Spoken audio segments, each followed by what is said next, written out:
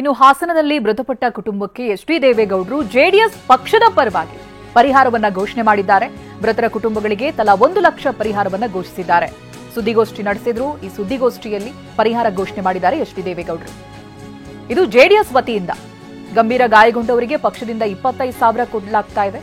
ಹಾಗೆ ಸ್ವಲ್ಪ ಪ್ರಮಾಣದಲ್ಲಿ ಗಾಯಗೊಂಡವರಿಗೆ 20,000 ಕೊಡ್ತೀವಿ ಅನ್ನೋದಾಗಿ ಘೋಷಣೆ ಮಾಡಿದ್ದಾರೆ. ಜೊತೆಗೆ ಸಣ್ಣ ಪುಟ್ಟ ಗಾಯಗಳಾಗಿದ್ದವರಿಗೆ 15,000 ರೂಪಾಯಿ.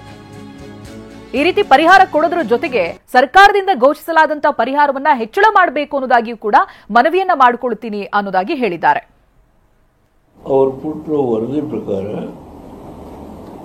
ಮೇಜರ್ ಬಿದ್ದವರಿಗೆ ನಾವೇ ಎಲ್ಲ ಟ್ರೀಟ್ಮೆಂಟ್ ಮಾಡ್ತೀವಿ, ನೀವೇನು ಕೊಡಬೇಕಾಗ್ತಿಲ್ಲ ಸರ್, ಪ್ರತಿಯೊಂದು ನಾವೇ ಮಾಡ್ತೀವಿ to very plate.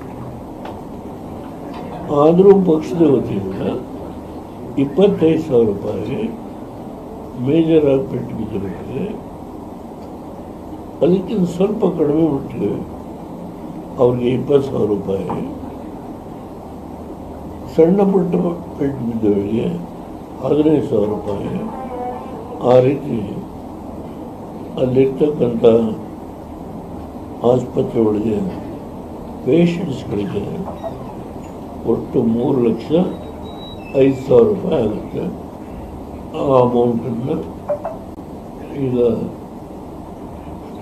Doctor Suresh ಅವರು ಡಾಕ್ಟರ್ ಮುಖಂಡ ಏಕೆಂದರೆ ನಾವು ದೊಂಬಿ ಮಾಡಿಕೊಂಡು ಎಲ್ಲ ಒಳಗಡೆ ನುಗ್ಗಿ ಪೇಷಂಟ್ಸ್ಗಳಿಗೆ ತೊಂದರೆ ಕೊಡೋದಕ್ಕೆ ಇಲ್ಲ. 2-3 ಜನ ಹೋಗ್ತಾರೆ,